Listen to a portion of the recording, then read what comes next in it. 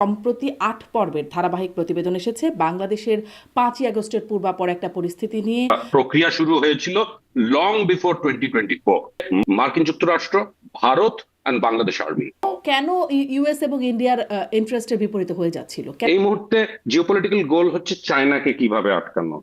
২৪-এর ইলেকশনটাই তো না হতে দিতে পারতো, মানে Sheikh Hasina had become adamant, extremely adamant, যে ধবিকা কুপ্তা না ঘাড়কা না ঘাটকা, সেই যে অবস্থাটা হয়ে গিয়েছিল। ওবায়দুল কাদেরের কাছে শুনেছি, আওয়ামী লীগের সাধারণ সম্পাদক, যে দিল্লি আছে, আমরা আছি, আমরা আছি, দিল্লি আছে। ভারতের যে কমপ্লিট সাইলেন্স যখন এই পতন হলো, isn't that an indication ধরনের না লেয়ার্ড লেভেল অফ কনস্পিরেসি ছিল উইদিন বাংলাদেশ। সেনাবাহিনীর নানান রকম স্বার্থ আওয়ামী লীগ আমলে হচ্ছিল, তাদের নানান সুযোগ সুবিধা দেওয়া হচ্ছিল, কেন তাহলে শেখ হাসিনার বিরুদ্ধে চলে গেল? খলিলুর রহমানের অ্যাকসেপ্টেন্স। পার্লামেন্ট থেকে আওয়ামী লীগকে নিষেধাজ্ঞা দেওয়া হলো একদম পাকাপোক্ত ভাবে, মানে নিষেধাজ্ঞার যে বিষয়টাকে পাকাপোক্ত করা হলো, ভারত কিছু বললো না। পরিকল্পনার অংশে কি আসলে রক্তপাতটা ছিল, মানে শেখ হাসিনাকে হত্যা করা? এই সেফ প্যাসেজটা এক ধরনের বন্দী হয়ে যাওয়া। তাহলে কি তারেক রহমানকেও মাইনাস করার একটা প্রক্রিয়া এখনো চলমান? এই সরকারের ভেতরেও আসলে কারা কারা জড়িত, তার মধ্যে নাম উঠে এসেছে সাবেক প্রধানমন্ত্রীর প্রেস সচিব সাংবাদিক নাইমুল ইসলাম খানের কথা, যে সালমান এফ রহমান, প্রধানমন্ত্রী, সাবেক প্রধানমন্ত্রীর উপদেষ্টা, সাবেক আইনমন্ত্রী আনিসুল হক এবং সাবেক তথ্য প্রতিমন্ত্রী মোহাম্মদ এ আরাফাত। আমার তো মনে হয় still stand by that story. তাহলে তারা সেফ এক্সিট পেল না। আওয়ামী লীগের এটা যে প্রোপাগান্ডা না, এটা যে একটা সত্য ঘটনা, আমরা এটা কিভাবে বিশ্বাস করব? ইনভেস্টিগেট করেছি, নানান লোকেদের সঙ্গে কথা বলেছি। ভারত দুটি প্রস্তাব দিচ্ছে শেখ হাসিনাকে, এক হচ্ছে রিফাইন্ড আওয়ামী লীগে মত দিন, অথবা ভারত ছেড়ে কাতার যান। ডিজিএফআই চিফ ছিলেন হামিদুল হক আমার আজকের আয়োজনে। Thank you. আপনার কাছ থেকে কয়েকটা বিষয় আপনার সাথে কথা বলতে চাই। শুরু করতে চাই নর্থ ইস্ট নিউজ সম্প্রতি, যেখানে আপনি কাজ করেন। আপনি খুবই গুরুত্বপূর্ণ, আপনার কাছ থেকে অনেক তথ্য পাওয়া যায় সেই আপনার প্রতিবেদনগুলো থেকে। আপনার কাছ থেকে আসলে সেখানে প্রকাশিত সম্প্রতি ৮ পর্বের ধারাবাহিক প্রতিবেদন এসেছে বাংলাদেশের ৫ই আগস্টের পূর্বাপর একটা পরিস্থিতি নিয়ে, যেখানে যেটি শিরোনাম হচ্ছে the Bangladesh expose the regime change conspiracy. ৮ পর্বের প্রতিবেদন। আমি আপনার কাছ থেকে একটু আসলে এটার সামারি জানাতে চাই আমার দর্শকদের উদ্দেশ্যে, যে আপনাদের ফাইন্ডিংসটা কি, আপনারা এটাকে রেজিম চেঞ্জ কনস্পিরেসি কেন বলছেন, কেন গণ অভ্যুত্থান নয়, একটু জানতে চাই। ওকে, তো আমার মনে হয় যে এই প্রথমে বলে রাখি যে এই যে রেজিম চেঞ্জের ব্যাপারটা, সেটা প্রথম আমরা টের পাই, অন্তত আমি পাই 2024-এর সেপ্টেম্বর মাসে, August actually, immediately after the regime change. তো তো তখন থেকে আমি এটার পেছনে নানান ভাবে মানে ইনভেস্টিগেট করেছি, নানান লোকেদের সঙ্গে কথা বলেছি, অ্যান্ড অনেক কিছু দিল্লিতে বসে প্রবলেম হচ্ছিল আর কি। But anyway, two cut a long story short, সেটা হচ্ছে যে এটা 2024 পুরো অগস্টের পর কাটলো, 2025টা কাটলো। By that time I was absolutely certain যে এটা একটা রেজিম চেঞ্জেরই মানে স্টোরি। আর সেটা আমরা নানান ভাবে অনেক ধরনের ভেরি ব্রড ইন্ডিকেশনস পেয়েছিলাম, যেভাবে মার্কিনী দুটো সংস্থা যারা ওই ন্যাশনাল এন্ডাওমেন্ট ফর ডেমোক্রেসি নিয়ে আন্ডারে কাজ করে, তারা আইআরআই আর এনডিআই যেভাবে এই ব্যাপারটাকে অ্যাপ্রোচ করেছিল বাংলাদেশের ডোমেস্টিক পলিটিক্সটাকে। আর এটা নিয়ে it has been written,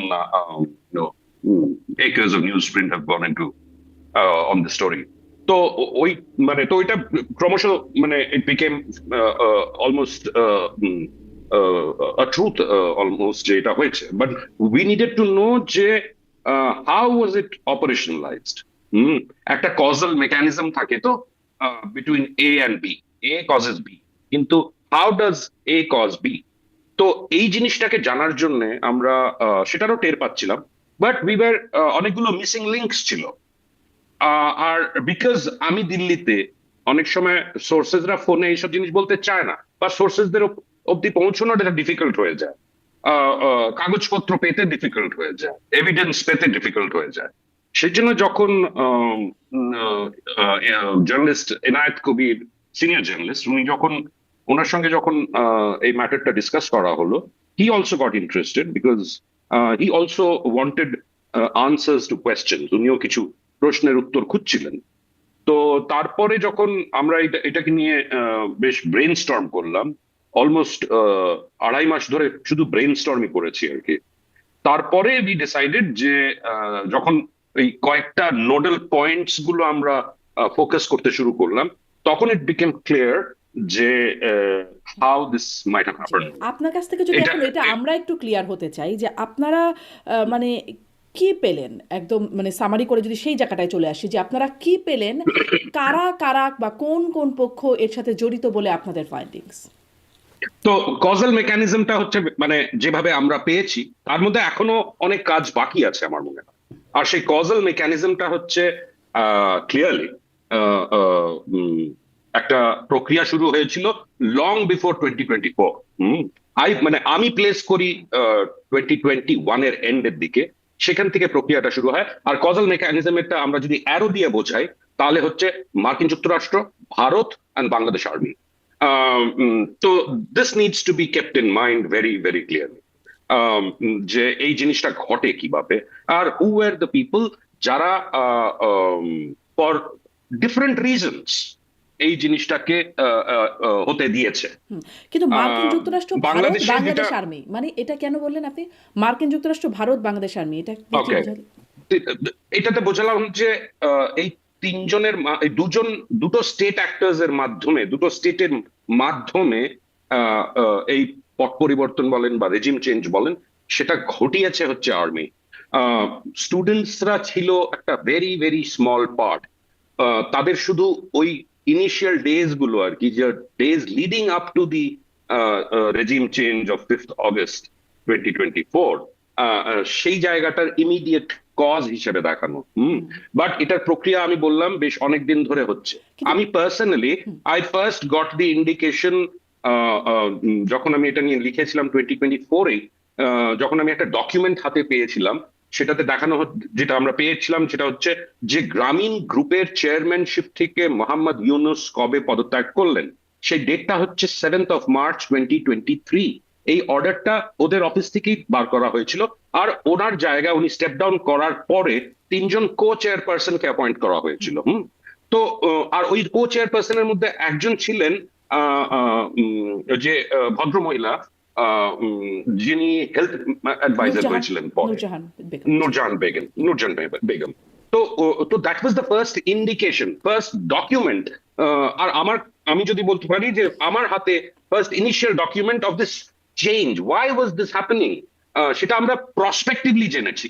retrospectively জানলে তো ভালোই হতো, প্রসপেক্টিভলি জেনেছি, আগে গিয়ে পেছনের দিকে দেখেছি। তো এই জিনিসটা তখন জানা হয়েছিল 2024-এ, আর আমি তখন স্টোরিও করেছিলাম এটা নিয়ে। হাউএভার, অনেকগুলো মিসিং এলিমেন্টস ছিল। যে এত বড় ঘটনা ঘটে গেল, ইন্ডিয়া হচ্ছে এই জিওপলিটিক্যাল এরিয়াতে একটি বড় স্টেক হোল্ডার, সেখানে ইন্ডিয়ার লোকজনের নাকের তলায় এই ঘটনাটা ঘটছে আর তারা টের পাচ্ছে না, দ্যাট ওয়াজ বিয়ন্ড ক্রেডিবিলিটি আর কি। হ্যাঁ, তো সেই জন্য আমরা সেটাকে চেষ্টা করলাম যে এই জায়গাটার উপরে ফোকাসটা কিভাবে করা যেতে পারে। যেটা আমরা বুঝলাম আর কি, আমি এখনো বলছি, কিন্তু স্টোরির মধ্যে দের আর মানে অনেকগুলো নাটস এন্ড বোল্টস আছে যেগুলো আরো ভালোভাবে আমাদের জানতে হবে। বাট ব্রডলি স্পিকিং যেটা এস্টাবলিশ করা গেছে হলো যে এই কজাল মেকানিজমটার জন্যই কিন্তু আর্মি ওয়াজ অ্যাক্টিভেটেড। আমি সবসময় একটু মানে সাংবাদিকরা অনেক সময় ব্যাকা ভাবে, মানে আমরা ব্যাকা ভাবে ভাবি আর কি। তো সেটা আমরা দেখলাম যে ইন্ডিয়ার silence was very mysterious, specially 2023-এ যখন শেখ হাসিনার উপরে ট্রিমেন্ডাস চাপ আসতে শুরু করলো মার্কিন যুক্তরাষ্ট্রের স্টেট ডিপার্টমেন্ট থেকে। আমরা দেখতাম পিটার হাস, ডোনাল্ড লু, তারপরে অন্যান্য স্টেট ডিপার্টমেন্টের অফিসিয়ালসরা মার্কিন যুক্তরাষ্ট্র থেকে আসা যাওয়া করা, কি ধরনের চাপ ফেস করতে হয়েছিল। তখন ফরেন সেক্রেটারি ছিলেন মিস্টার মোমেন, মাসুদ বিন মোমেন ছিলেন ফরেন সেক্রেটারি ছিলেন। ওনাকে ওনাকে কিভাবে চাপগুলো ফেস করতে হয়েছিল। তো আর সেটা আমরা দেখলাম 2023-এ নভেম্বর মাসে একটা মিটিং হয়েছিল দিল্লিতে, কল 2+2, যেখানে অ্যান্টনি ব্লিংকেন এসেছিলেন, আর মার্কিন যুক্তরাষ্ট্রের ডিফেন্স সেক্রেটারি এসেছিলেন, আর ভারতের তরফ থেকে ছিলেন হচ্ছে মিস্টার এস জয়শঙ্কর আর ডিফেন্স মিনিস্টার রাজনাথ সিং। আমার মনে হয় that was precisely the point where the Indian involvement began আর কি। Although we do not have মানে যেটাকে আমরা বলি না যে ইনকন্ট্রোভার্টিবল প্রুফ জি, অফ ইনভলভমেন্ট চন্দননদী সেটা, খুবই বাট চাঞ্চল্যকর ফাইনাল। তথ্য, খুবই চাঞ্চল্যকর তথ্য আপনি বলছেন যে ইন্ডিয়ার ইনভলভমেন্ট আছে, কারণ আমরা এতদিন থেকে শুনেছি মার্কিন ইনভলভমেন্টের কথা শুনেছি, এমনকি সাবেক প্রধানমন্ত্রী শেখ হাসিনা আগে পরে মানে পতনের আগে পরে বিভিন্ন সময় মার্কিন ইনভলভমেন্টের কথা বলেছেন, কিন্তু ইন্ডিয়ার ইনভলভমেন্টের কথা আমরা এখন শুনছি। কিন্তু কেন ইন্ডিয়া এরকম একটা রেজিম চেঞ্জ এর বিষয়ে গেল, যদি মানে যুক্তরাষ্ট্র এবং ইন্ডিয়া দুপক্ষই থাকে? 24-এর ইলেকশনটাই তো না হতে দিতে পারতো, মানে সেখানেই তো আমরা দেখেছি ইন্ডিয়া একরকমের সমর্থন দিয়ে বরং শেখ হাসিনাকে ক্ষমতায় আনার যে প্রক্রিয়াটা হয়েছে সেখানে ইন্ডিয়া সমর্থন দিয়েছে। হ্যাঁ, বাট ওখানে কিন্তু সবার মানে মার্কিন যুক্তরাষ্ট্র চাইছিল যে একটা ফ্রি অ্যান্ড ফেয়ার ইলেকশন হোক। হ্যাঁ, আমাদের সবার দর্শকদের সবার মনে আছে, থাকা উচিত যে ওটাকেই একটা বিরাট প্রেসার পয়েন্ট হিসেবে তৈরি করা হয়েছিল। তারপরে বিএনপি সেই ইলেকশনে পার্টিসিপেট করলো না, যোগ দিল না, and we know the murky election আর তার একটা কোয়েশ্চেনেবল আউটকাম। তো আর তার সঙ্গে আমার মনে হয় ওই সময়টা, না মনে হয় কেন, that is precisely the reason why both the Americans and the Indians went on to one side. আর সেটা হলো দ্য চাইনা ফ্যাক্টর। আর ওই সময় আপনাদের মনে আছে নিশ্চয়ই শেখ হাসিনার একটা চায়না ভিজিট হয়েছিল, যে দ্যাট এন্ডেড ইন এ ফিয়াস্কো। ওনাকে একদিন আগে বেজিং থেকে ফেরত চলে আসতে হয়েছিল, বিকজ দ্য চাইনিজ যেই প্রেশারটা ওনার উপরে এসেছিল চায়নাতে, she could not withstand that pressure, and the Chinese found her to be unreliable at that point in time. তো যেটাকে আমরা বলি না যে মানে ধবিকা কুত্তা না ঘাটকা না ঘাটকা, সেই যে অবস্থাটা হয়ে গিয়েছিল। তো she found herself completely boxed in ওখানে। আর তারপরেই কিন্তু ভারতবর্ষে সফর হলো ওনার। আর তখনও উনি জানতেন না এটা হতে যাচ্ছে। হ্যাঁ, আর আর তার দিস ওয়াজ জুন, জুন 2024। আর ঠিক তার এক মাস পরেই কিন্তু the entire process at the domestic level began.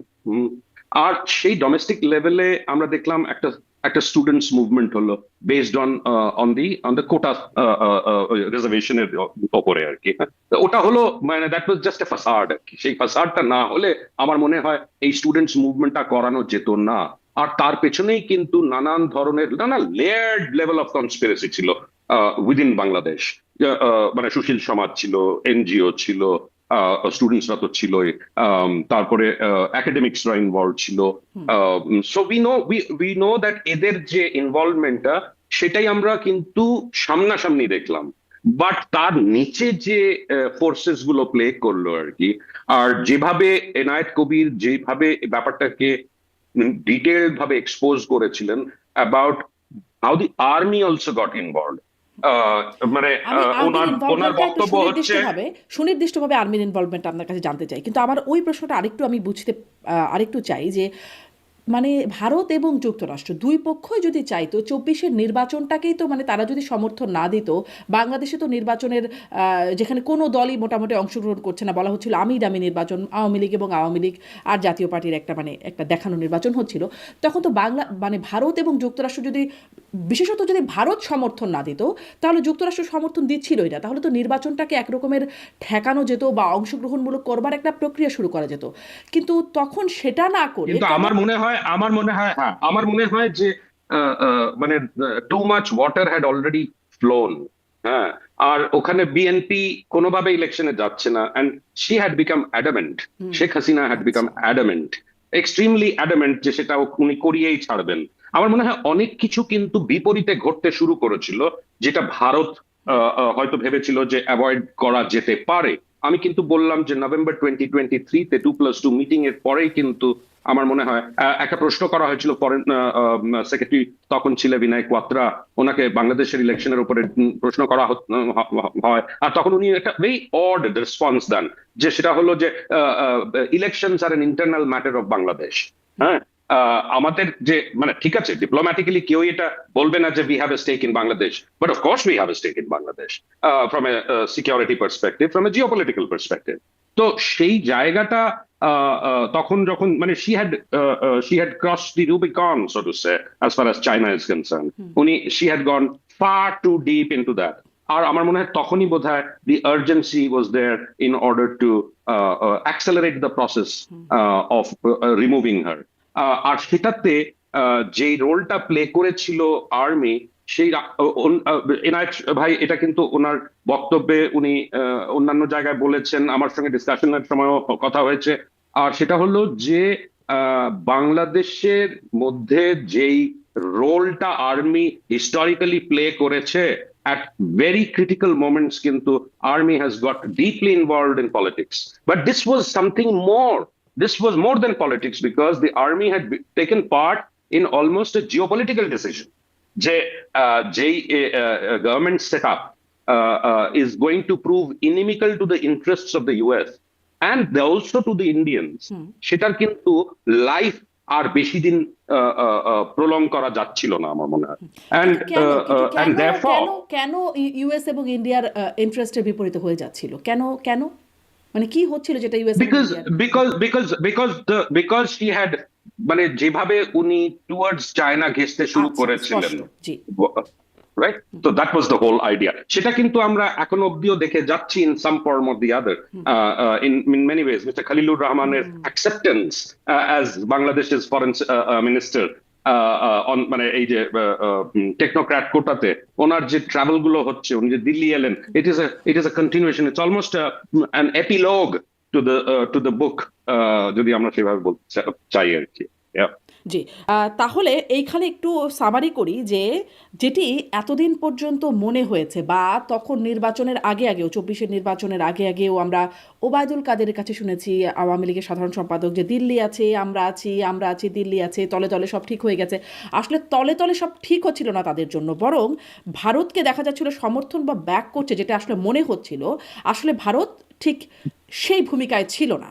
Bharat বরং যুক্তরাষ্ট্রের সাথে একটা এই রেজিম চেঞ্জ অপারেশনের একটা পরিকল্পনা ভেতরে এই যে ভারতের যে কমপ্লিট সাইলেন্স যখন এই পতন হলো, isn't that an indication যে সামথিং ইজ ভেরি ভেরি আমিস? এত বড় ঘটনা ঘটে গেল বাংলাদেশের ওপরে, এত মানে একটা ডেমোক্রেটিক, একটা মোটামুটি ডেমোক্রেটিক জায়গাতে যে এসছিল, ঠিক আছে, অনেক ভুল করেছে Awami League as a party, 2014 থেকে আমরা দেখে আসছি সেটা। তো বাট পলিটিক্যাল, জিওপলিটিক্যাল বা ইন্ডিয়ান ইন্টারেস্টটা সার্ভ করছিল হয়তো, but it was not serving the American interest. তো তো সেখানে ইন্ডিয়াকে অ্যাজ এ ইন্ডিয়াকে যদি সঙ্গে না নিত, তাহলে কিন্তু এই জিনিসটা হওয়া মুশকিল ছিল। We maintained what was called a strategic silence. একদম স্পষ্ট, আপনাদের ফাইন্ডিংসটা মোটামুটি স্পষ্ট। এবারে যদি আসি একটু সেনাবাহিনী, আপনি বলছেন তারা কিভাবে ইনভলভ হলো, এবং আমি ওই মানে প্রতিবেদনটা মনে হয় এভাবে বুঝতে পারছিলাম এনায়েত কবিরের প্রতিবেদনটা থেকে, যে আসলে তিন বাহিনীরই একটা বা এক ধরনের সংশ্লিষ্টতার জায়গা আছে। কিভাবে হলো আসলে সেনাবাহিনী বা তিন বাহিনীর সংশ্লিষ্টতা, কি করলো তারা, কখন থেকে সংশ্লিষ্ট হলো? আমার মনে হয় যে এই ডিসিশনটা কিন্তু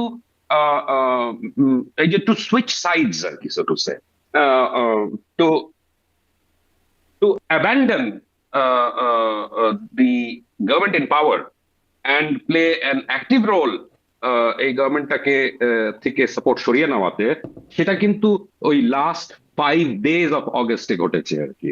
তো যেভাবে যেভাবে যেভাবে এনায়েত ভাই এই জিনিসটার বর্ণনা দিয়েছেন আর কি, যে কারা কারা ইনভলভ ছিল, কোন কোন অফিসার্স ইনভলভ ছিল এই এই প্রেশারটাকে ইনক্রিজ করানোর জন্য, আর exactly what happened on the 4th of August, last মোমেন্টে গিয়ে 4th of August late in the night উনি ডিসক্রাইব করে বলেছেন যে টেলিকনের মাধ্যমে কিন্তু অনেকগুলো টপ জেনারেলসরা এই ডিসিশনটা নিয়ে ফেলেছিল। আর 5th of August কিন্তু এন্টায়ার ডে ওয়াকারুজ্জামান কিন্তু গণভবনে যাননি। গণভবনে শুধু দুজন অফিসার ছিল সিনিয়র, একজন ছিলেন এসএসএফ এর যে chief mister major general Nazmul Hasan, আর ছিলেন শেখ হাসিনার military secretary Kabir Ahmed, major general Kabir Ahmed. তাছাড়া আরেকজন ব্রিগেডিয়ার ছিলেন। হাউএভার ওই দিন 5 তারিখে কিন্তু একটা কিছু ইম্পর্টেন্ট আওয়ামী লীগ নেতারা এসছিলেন ওখানে, তাদের নিয়ে কিন্তু হয়তো একটা বৈঠকও হয়েছিল ওখানে। But I think by that time the army had completely removed itself from মানে to provide any kind of bulwark against what was coming আর কি। তো তো সেটা উনি যেটা বর্ণনা দিয়েছেন, দ্যাটস ফ্যাসিনেটিং, যে ওনাকে কিভাবে হেলিকপ্টারে তোলা হলো, মানে কারা কারা ছিলেন ওই মুহূর্তে যখন ওনাকে হেলিকপ্টারে নিয়ে যাওয়া হলো, বা ওই পয়েন্টে নিয়ে যাওয়া হলো যেখান থেকে হেলিকপ্টারটা এয়ারবেস অব্দি গেল, যেখান থেকে উনি C-130 করে ভারতে এলেন। তো আমার মনে হয় যে আর্মি যেটা অ্যাচিভ করতে পেরেছে আর কি, সেটা হলো যে এটা রিলেটিভলি ব্লাডলেস August 5 হয়েছিল আর কি। নইলে কিন্তু অনেক ধরনের অঘটন সেখানে ঘটতে পারতোই। আর আরেকটা জিনিস যেটা আমি বুঝি, অনেকেই বোঝেন হয়তো, বাংলাদেশে অনেকেই বোঝেন, সেটা হলো যে এটার একটা ডিনায়াল ছিল as far as India is concern, as far as the US is concern. ডিনায়াবিলিটিটা ছিল because there was no smoking gun evidence, এখনো নেই। আর সেটাই হলো ডিনায়াবিলিটি। একটা অপারেশনের মেইন ফান্ডামেন্টাল হচ্ছে ডিনায়াবিলিটি। তো সেই ডিনায়াবিলিটিটা তো আমরা রিড করতে পারছি, আমরা হয়তো দেখতে পারছি না, but we are being able to read those science, we are able to C the smoke coming out of the gun, কিন্তু আমরা দেখিনি যে বুলেটটা ফায়ার করা হলো, রাইট?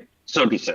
তো তো সেই যে দুজন সামরিক কর্মকর্তা, দুজনেই major general, Kabir Ahmed and major general Nazmul Hasan, ওনারা ওনাদের কি রোল ছিল এই মুহূর্তে? ওনারা হেলিকপ্টারে করে এয়ারফিল্ডে গেলেন, এয়ারফিল্ড থেকে কি ওনারা ওই যে C-130 এয়ারক্রাফটেও কি ওনারা ইন্ডিয়া এসেছিলেন, আবার বাংলাদেশে ফেরত গেলেন? আই থিঙ্ক এই জিনিসগুলো অনেক কিছু বোঝায়, অনেক কিছু বলে, যে সেফ প্যাসেজ দেওয়া হলো, বাট নাও এই সেফ প্যাসেজটা এক ধরনের বন্দি হয়ে যাওয়ার মতন also, because her hands are tied. She is with a bunch of other Awami League leaders, many of against যাদের বিরুদ্ধে অনেক ধরনের allegations আছে, right? So this is not the Awami League that she can marshal together and go back to Bangladesh. আচ্ছা, তো আপনি বলছিলেন যে এই এটা যে হলো আটকা পড়ে যাওয়ার হ্যাঁ, মতো। আপনি এই যে আটকা পড়ে গেল, কিন্তু আপনি বলছিলেন যে 5ই আগস্টে তাকে যে ভারতে একটা সেফলি তাকে নিয়ে যাওয়া হলো, এর মাধ্যমে একটা মানে রক্তপাত অনেকখানি বন্ধ করা গেল। ভারত এবং আমেরিকার পরিকল্পনার অংশে কি আসলে রক্তপাতটা ছিল, মানে শেখ হাসিনাকে হত্যা করা? আমার মনে হয় সেটা ছিল না। আমার মনে হয় যে the whole idea was to remove the problem rather than put an end to the problem, আচ্ছা। রাইট? মানে মানে একটা একটা একটা এত বড় ঘটনা ঘটবে, আর রক্তপাত হলে ইন্ডিয়ার আনসারেবল যে ব্যাপারটা, সেটা তো আরো বেশি বেড়ে যায়, তাই না? যে how could India even allow the bloodshed? সেটা তো সেটা that too of a head of government আর কি। হ্যাঁ, তো আই থিঙ্ক এই জন্যই কিন্তু এটাকে অ্যাভয়েড করাটা জরুরি ছিল। তাহলেই কিন্তু আরো ভালোভাবে ডিনায়াবিলিটিটা কিন্তু বাইট করে, ডিনায়াবিলিটি আরো ভালোভাবে বাইট করে। The moment you save the life of a person, you are saving the life, কিন্তু at the same time you are holding her back as well. জি। তো এটার মানে কি? এটার মানে যেটা আমরা বুঝি, মানে অনেকেই বোঝে, সেটা হলো -2 এর -1 হয়ে গেল আর কি। আচ্ছা, -2 কথা আসছে, আবার -2 এ -1 হয়ে গেল।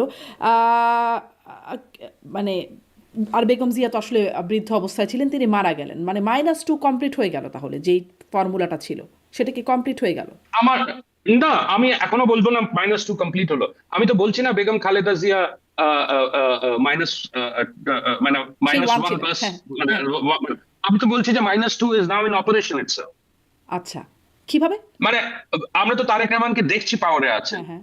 But is Tarique Rahman proving to be an effective prime minister? Lots of questions. কেন কিনা গ্রাউন্ড লেভেল থেকে যে ধরনের ইনফরমেশন আসছে, দ্য লস অফ কন্ট্রোল বা loss of some sense of, মানে আমি বলবো লস বলবো না, but to actually have a grip over government, সেটা তো আমরা দেখছি না। আর সেটা কম্পাউন্ডেড হয়ে যাচ্ছে বিকজ এই জ্বালানির স্কেয়ারসিটির জন্য, রাইট? তো that is going to cause অন্য ধরনের যেগুলোকে আমরা বলি ripple effect within the economy. তো সেগুলোকে কন্ট্রোল করার মতন ক্ষমতা কি এই সরকারের আছে? দ্যাট ইজ এক্স্যাক্টলি দ্য আচ্ছা, টেস্ট আমার তাহলে এই দ্যাট ইজ প্রশ্ন, নাও অন। তাহলে এই প্রশ্ন যে -1 হয়ে গেল, শেখ হাসিনাকে বন্দি করে ফেলা হলো, আর তাহলে কি তারেক রহমানকেও মাইনাস করার একটা প্রক্রিয়া এখনো চলমান? Maybe, we don't know how. আমরা তো সেটা তার কোনো সাইন্স এই মুহূর্তে দেখতে পাচ্ছি না। খালি দ্য অনলি ইন্ডিকেশন ইজ গভর্নমেন্টের যেই ধরনের গভর্নমেন্টের কন্ট্রোল থাকা উচিত ছিল একটা সো কল্ড ইলেকশনের পরে। This was not an inclusive election, however an election that is reasonably accepted by people in Bangladesh আর কি। হ্যাঁ, nobody really minds Bangladesh without the Awami League at this point in time. সেই সেই সেই সেই জিনিস নিয়েও হয়তো চর্চা হয়েছে ভারত আর বাংলাদেশের কর্তৃপক্ষের মধ্যে, but we can discuss that letter. But এই মুহূর্তে আমার মনে হয় যে আহ, আহ, যে জিনিসগুলো অ্যাচিভ করার মতন জায়গায় জিওপলিটিক্যাল লেভেল থেকে, সেই জায়গাগুলো অবজেক্টিভস গুলো যদি অ্যাচিভ না হয়, তাহলে এনিবডি মাইট বি এক্সপেন্ডেবল। তো we have to wait and watch যে হাউ whether this government তার কন্ট্রোলটাকে ফেরত আনতে পারে কিনা। সো ফার আমি কোনো এমন কিছু দেখতে পাচ্ছি না। দারুণ প্রমিস ছিল কিন্তু, যে ঠিক আছে একটা মন্দের ভালো আর কি আমরা পাচ্ছি, let us proceed with this arrangement for a while and see যে এই বিএনপি সরকার, বিএনপি লেড গভর্নমেন্ট, এই যে কেওস যে বাংলাদেশের মধ্যে ছিল, the social political chaos, economic downslide, এটাকে কন্ট্রোল করতে পারবে কি পারবে না। তো আই এম সরি। তো এই জিনিসগুলো আমার মনে হয় যে আমাদের আরো ভালোভাবে এইগুলোকে স্টাডি করতে হবে as the weeks go by, and we have to watch যে এই গভর্নমেন্ট কোনোভাবে একটা পরিস্থিতির উপরে কন্ট্রোল আনতে পারে কিনা। বাংলাদেশের মধ্যে কিন্তু এখন আচ্ছা, যেটা এই আমি যে কন্ট্রোল আনতে কথা না বলে পারাটা, বুঝছি, জনাব চন্দ্র নন্দী, কন্ট্রোল আনতে না পারাটাকে আপনি এই সরকারের অদক্ষতা বা ব্যর্থতা হিসেবে দেখছেন, নাকি আসলে কন্ট্রোলটা অন্য কোথাও, সেখানেও কোনো জিওপলিটিক্স কাজ করছে? কুড বি আমার ওই জন্য সেটা বললাম, উই হ্যাভ টু, আমাদের সেই সায়েন্স গুলোর জন্য ওয়েট করতে হবে, সো সো দ্যাট আমরা তারপরেই কিন্তু ডিপ আচ্ছা, ডাইভটা আচ্ছা, করতে পারবো। স্পষ্ট মানে আরেকটু প্রমাণ আসবে, তাহলে বোঝা যাবে যে আসলে সেই -2 এখনো চলছে কিনা, প্রক্রিয়াধীন আছে কিনা। আপনার কাছে তাহলে একটু আসি যে সেনাবাহিনীর ভূমিকার কথা। প্রশ্নটা এখানে যে ধরেন সেনাপ্রধান, তিনি একদম শেখ হাসিনার আত্মীয়তার সম্পর্ক আছে, তিনি তার সময়ই সেনাপ্রধান হিসেবে নিযুক্ত হয়েছেন, বা শীর্ষ জেনারেলরা যারা আছেন তারাও আসলে আওয়ামী লীগের আমলেই তারা প্রমোটেড হয়েছেন। তো তারা সেনাবাহিনীর নানান রকম স্বার্থ আওয়ামী লীগ আমলে হচ্ছিল, তাদের নানান সুযোগ সুবিধা দেওয়া হচ্ছিল, কেন তাহলে শেখ হাসিনার বিরুদ্ধে চলে গেল বা আওয়ামী লীগ সরকার পতনের মানে তারা অ্যাক্টিভ রোল প্লে করলো? আমার মনে হয় যে এখানে আমাদের শুধু লোকাল মানে এই রিজিওনাল জিও পলিটিক্স দিয়ে গিয়ে আমাদের একটু বাইরের দিকে যেতে হবে। আমাদের দেখতে হবে যে মার্কিন যুক্তরাষ্ট্রের রোল কি ছিল। শুধু কি একটা কভার্ট অপারেশনের মাধ্যমে রেজিম চেঞ্জ হয়েছে? না, সেগুলোর অন্যান্য এলিমেন্টও ছিল। আমরা জানি যে যে ধরনের কনকক্টেড রিপোর্টস তৈরি করা হয়েছিল ইউনাইটেড নেশনসে, যেটা ভলকার তুর্কের যে ডিপার্টমেন্ট ছিল তাদের মাধ্যমে যেটা করানো হয়েছিল, আর সেই প্রেশারটা কিন্তু বিল্ড করা হয়েছিল আর্মির ওপরে। পিস কিপিং রোল একটা বড় ফ্যাক্টর ছিল, রাইট, একটা পিস ওটা ছিল। তারপরে তার ফিউচার কি রোলস থাকতে পারে আমরা জানি, the proof of the pie in the eating it. এখন আমরা দেখতে পাচ্ছি যে বাংলাদেশের সেনাদের অন্য একটা পয়েন্ট ইয়েতে মানে কনফ্লিক্ট জোনে পাঠাতে পারে আর কি। তো এই ধরনের আন্ডারস্ট্যান্ডিং গুলো নিশ্চয়ই পরে ওয়ার্কআউট হয়ে থাকতে পারে যে we are going to continue with doing this if you do this. তো মানে you scratch my back, I scratch yours. তো এই প্রিন্সিপালের উপরে যদি কাজটা হয়ে থাকে, then for Waqaruzzaman, for General Waqaruzzaman, this was a much better option rather than having to end up handling another problem within the armed forces, which would have been very difficult for him to resolve যদি এটা ওইদিকে যেত। তো তো আমার মনে হয় that was the prime mover, আর কনভিন্স করার জন্য there might have been other players আর কি, যে you have to do this because this is no longer a popular government anymore, and geopolitical objectives গুলো মিট করতে পারছে না, so don't come in the way, rather fall in line. আচ্ছা, তো যেই স্বার্থে আসলে শেখ হাসিনাকে সরিয়ে দেওয়ার এই রেজিম চেঞ্জ অপারেশন করলো যুক্তরাষ্ট্র এবং ভারতও, সেই স্বার্থটা কি তাদের এখন সিদ্ধি হলো? তারা কি তাদের স্বার্থটা এই সিদ্ধি করতে পারছে? জি, that is exactly what we have to wait and watch। সেজন্য আমি একটু আগে বললাম যে জিওপলিটিক্যাল গোলস গুলো কি। এই মুহূর্তে জিওপলিটিক্যাল গোল হচ্ছে চায়নাকে কিভাবে আটকানো।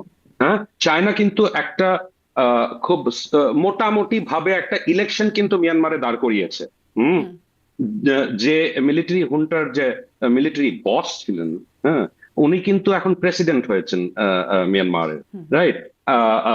একটা আর তাতে আমাদের আমরা সেটা, what is the lesson, what is the geopolitical lesson, সেটা হচ্ছে যে এর পেছনে চাইনিজ ব্যাকিং না থাকলে এই ইলেকশনটা successfully, more or less successfully করতে পারতো না। তার থেকে কি বোঝানো যাচ্ছে যে চায়না যে ধরনের পাওয়ার উইল্ড করছে মিয়ানমারের ওপরে সেটা ইজ ভেরি স্ট্রং। আর সেটাই কিন্তু এক ধরনের মেসেজ যাচ্ছে রিজনাল প্লেয়ার্সদের কাছে এবং মার্কিন যুক্তরাষ্ট্রের কাছে মানে চাইনিজ ইন্টারেস্ট, চায়না কিন্তু তার ইন্টারেস্ট গুলো মিয়ানমারে খুব স্ট্রংলি প্রোটেক্ট করেছে এবং করবে। সেই জন্য আমরা জানি যে যেই ধরনের হেল্প প্রমিস করা হয়েছিল আরাকান আর্মিকে সেটা কিন্তু এগোয়নি। আমরা এটাও জানি আর দেখতেও পাচ্ছি যে রোহিঙ্গা ইস্যু নিয়ে, হিউম্যানিটেরিয়ান করিডোর নিয়ে যে জিনিসগুলোকে যে জিনিসগুলোকে একটু হাওয়া দেওয়া হচ্ছিল সেগুলো কিন্তু থেমে গেছে, সেগুলো কিন্তু আর হচ্ছে না এই মুহূর্তে। হ্যাঁ, nobody is talking about the Rohingyas now, although রোহিঙ্গাদের খুব ভালোভাবে তাদের ওয়েপন্স তাদের দেওয়া হয়েছিল, ভেরি সফিস্টিকেটেড ওয়েপন্স। এই ওয়েপন্স গুলো কোত্থেকে এসেছিল, কার মাধ্যমে এসেছিল, কিভাবে তাদের কাছে পৌঁছেছিল। তো আমরা যেই রোহিঙ্গাদের যে মিয়ানমারের রাখাইন স্টেটে ঢুকে আরাকান আর্মির সঙ্গে প্রবলেম সৃষ্টি করে যে মারামারিগুলো হচ্ছিল গত সেপ্টেম্বর থেকে, সেটাও কিন্তু থেমে গেছে এই মুহূর্তে। রাইট, এগুলো কিন্তু সব হচ্ছে মিয়ানমারের ইলেকশনের পরে। উই আর সিইং দ্যাট এই ফোর্সেস গুলো আর খুব একটা অ্যাক্টিভ নেই, বাট সেগুলো অ্যাক্টিভ অন্যভাবে হতে পারে, উই ডু নট নো। ওই জন্য বললাম এখনো কিন্তু আমাদের কাছে ওই ধরনের সিগন্যালস বা সাইন্স পাচ্ছি না যাতে কি আমরা বুঝবো যে চায়নার উপরে আবার করে যদি প্রেশার বিল্ড করতে শুরু হয়, সেটা আমরা এখনো পাচ্ছি না। জি, জি, আপনি অবশ্য শুরুতেই বলছিলেন যে আরও কিছু বিষয় মানে দেখার বাকি আছে, সেটি এখনো বলছেন। আমি একটু এটা যাই যে আমি ওই প্রতিবেদনটা পড়ছিলাম, এনায়েত কবিরের প্রতিবেদনের মধ্যে দেখছিলাম যে সরকারের ভেতরেও আসলে কারা কারা জড়িত, তার মধ্যে নাম উঠে এসেছে সাবেক প্রধানমন্ত্রীর প্রেস সচিব সাংবাদিক নাইমুল ইসলাম খানের কথা, যে তিনি সরকারের ভেতরকার ইনফরমেশন দিচ্ছিলেন।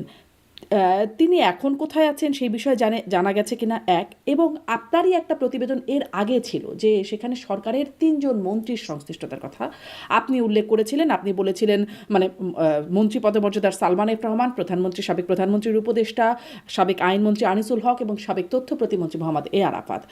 আসলে তাদের সংশ্লিষ্টতা কিরকম আপনার কাছে মনে হয়েছে?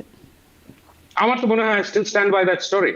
আর যেটা যেটা এনায়েত কবির মেনশন করেছেন, is a very responsible journalist. আমরা কিন্তু এই পয়েন্টস গুলো we have discussed over and over and over again. সেই জন্য এনায়েত কবির সাহেব লিখে দিলেন উইদাউট এনি বেসিস, আমি সেটা মেনে নেব না কোনোভাবে। And besides, again proof of the pie is in the eating it. এই যে এত সো কল্ড আওয়ামী লীগের দোসরদের অ্যারেস্ট করা হলো উইথ অর উইথাউট এভিডেন্স, তাদের জেলে ফেলে দেওয়া হলো, এখনো তারা পড়ে আছে উইথ ট্রায়ালস গোয়িং নোওয়্যার। আর এই ভদ্রলোককে টাচও করা হলো না, উনি কোথায়? Where is it? রাইট, এদের তো অনেকজনকে তো they were hunted down also, তাদের তো ধরা হলো। তারপরে সালমান রহমান কে আর আনিসুল হককে কিভাবে ধরা হলো সেগুলো তো লোকজন জানে, যে entire thing was a drama that was set up there at that time. ওই যে জলের মধ্যে করে নৌকা করে পালাবার চেষ্টা করছিল। Right, right. তো এগুলো তো হয়েছে। তো আমার মনে হয় যে এই জিনিসগুলো আওয়ামী লীগের মানে ধরেন সালমান এফ রহমান এবং আমি তো সেটাই বলছি, আমি তো সেটা মানে এখানে কিন্তু মানে অনেক ধরনের যেগুলোকে আমরা বলি so called little games were going on, যে those who were unwanted for whatever roles they may have played. সেই জন্য যেমনি আমি আরেকটা অ্যানালজি দিতে পারি, যে 3 জন সেনা অফিসার, 3 জনই মেজর জেনারেল, তারা সাকসেসফুলি পালিয়ে গেল কি করে বাংলাদেশ থেকে, whereas major general Ziaul Hasan আটকা পড়ে গেল কেন? Right, that's a big mystery for me. আর এই যে 3 জন মেজর জেনারেল, তারা আমরা ডিজিএফআই চিফ ছিলেন হামিদুল হক, তারপরে আমাদের এনএসআই এর চিফ ছিলেন অন্তত এপ্রিল মাস অব্দি মেজর জেনারেল টিএম জুবায়ের, আর তারপরে military secretary major general Kabir Ahmed. এরা কি করে সাকসেসফুলি চলে যেতে পারলো, whereas major general Ziaul Hasan কেন আটকা পড়ে গেলেন? And why is it that the army top brass did not make any attempt to help them get away? তো জিয়াউল হাসান অত্যন্ত একটা সেন্সিটিভ পজিশনে ছিলেন, যেখানে ওনার কাছে he may have been privy to some of these conversations, to some of the conspiracy that might have happened. সেই জন্যই কি ওনাকে আটকানো জায়েজ ভেবেছে আর্মি টপ ব্রাস, আর সেই জন্য কি উনি এখন he is in judicial custody. তো আমার মনে হয় যে ট্রায়ালটা যখন হবে, তো এগুলো হচ্ছে অ্যানালজিস। আর শুধু যে তিনজন পলিটিক্যাল লিডার্সদের কথা বলেছি তা না, this circle could be bigger. আমাদের ফোকাসটা হয়তো আমরা সেভাবে এখনো করতে পারছি না, কিন্তু যদি এটা ভালো করে আরো ডেপথে গিয়ে এই জিনিসটাকে ইনভেস্টিগেট করা যায়, we may come across other fifth columnists around Sheikh Hasina. আমি জানি না Sheikh Hasina herself is aware of all this or not. For her এই প্রবলেমটা, তাকে তাকে দলকে সংগঠিত করতে হবে, তাকে দলকে একটা সার্টেন ডাইরেকশন দিতে হবে, দল ব্যান্ড। তো তার মধ্যে ওনার মানে কটা দিক ভাববেন সেটা হলো একটা, মানে she doesn't want to open to many fronts at this point in time, যেটা আমার যেমন হচ্ছে আর কি। জি। তো সো তো এই জিনিসগুলো কিন্তু আরো ডিপলি আওয়ামী লীগের মধ্যে স্টাডি করতে হবে, এবং বাইরে যারা এগুলো নিয়ে ডিল করেন তাদেরও স্টাডি জি করতে হবে এখন যে এখন তিনি how much damage was cause to the Awami League. জি এখন তিনি নিজে জানেন কিনা, আপনি বলছেন যে শেখ হাসিনা জানেন কিনা, শেখ হাসিনাকে ভারত এখন কি জানাচ্ছে বা ভারত এখন কি বলছে সেটি একটু আপনার কাছে জানতে চাই। সেই বিষয়ে আপনার কাছে তথ্য আছে কিনা? কারণ আমরা জেনেছিলাম যে শেখ হাসিনা যখন 5ই আগস্টের পর ভারতে গিয়ে পৌঁছালেন, তখন তার নিরাপত্তা উপদেষ্টা, মানে ভারতের নিরাপত্তা উপদেষ্টা অজিত দোভাল তার সাথে সাক্ষাৎ করেছিলেন। পরবর্তীতেও নাকি কয়েকবার তার সাথে দেখা হয়েছে বলে আমরা শুনতে পেয়েছি। আসলে ভারত কি বার্তা দিচ্ছে শেখ হাসিনাকে এখন? এবং সাথে আরেকটা জিনিস যোগ করে দিই, সম্প্রতি আমাদের বাংলাদেশি গণমাধ্যম মানবজমিনে একটি খবর এসেছে যে ভারত দুটি প্রস্তাব দিচ্ছে শেখ হাসিনাকে। এক হচ্ছে রিফাইন্ড আওয়ামী লীগে মত দিন, অথবা ভারত ছেড়ে কাতার যান। এই প্রসঙ্গেও একটু জানতে চাই আপনার কাছে।